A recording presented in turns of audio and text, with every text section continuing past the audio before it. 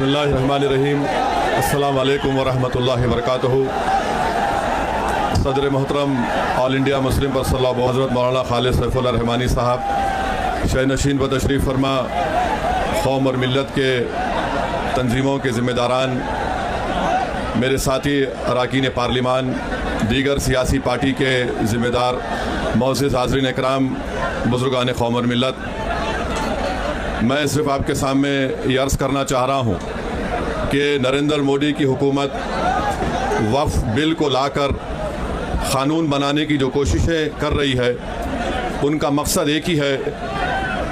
वज़ीर आज़म का मकसद एक ही है कि मस्जिद और मंदिर के नाम पर आवाम हमेशा लड़ते रहे, और उस बिल का मकसद ये नहीं है कि वक्फ़ की जायदादों को मजबूत किया जाए। आप खुद अंदाज़ा लगाइए कि हिंदू धर्म के एक बहुत बड़े ज्यूरिस्ट हैं, BK मुखर्जी की किताब में लिखा गया कि हिंदू धर्म में बाय कस्टम बाय यूसेज वो मंदिर की जायदाद बन सकती है।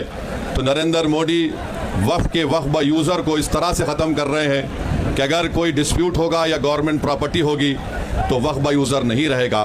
दिल्ली में 123 वक्फ़ की जायदादें हैं जिस पर मरकज़ी हुकूमत का कि ये गवर्नमेंट की प्रॉपर्टी है। कलेक्टर को इख्तियार देने का मतलब यही है कि कलेक्टर हुकूमत के हक़ में फ़ैसला देगा।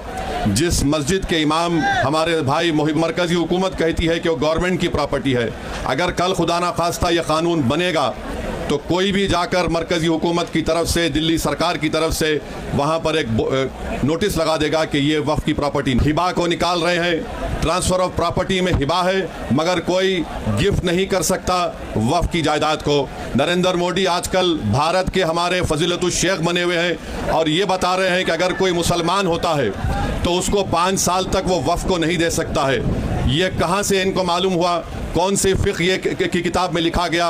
तो इनका मकसद एक ही है कि भारत के मुसलमानों से उनकी सियासी और मजहबी शनाख्त को छीन लिया जाए। मैं आपको छीनना, इवैक्यू प्रॉपर्टीज़ को छीन लेना, ये मकसद नरेंद्र मोदी की हुकूमत का है। और हम कॉशन कर रहे हैं चंद्रबाबू नायडू को, हमारे पासवान साहब को और नीतीश कुमार कायम रहेगी। अगर आप इस वक्त नाजुक वक्त में इस बिल की तायीद करेंगे तो आपको मुसलमान कभी नहीं माफ़ करेगा, क्योंकि आपकी तायीद की वजह से ये बिल कानून बनेगा। इसलिए हम उनसे भी कह रहे हैं कि आप इस गैर अनकॉन्स्टिट्यूशनल बिल की तायीद मत करिए। हमारा मुतालबा सिर्फ यही है, अगर हिंदू धर्म की प्रॉपर्टीज़ में, मंदिरों में, सिखों के गुरुद्वारा में कोई गैर सिख या गैर हिंदू मेंबर नहीं बन सकता तो मुसलमान के इस वक्त में क्यों बन सकता है?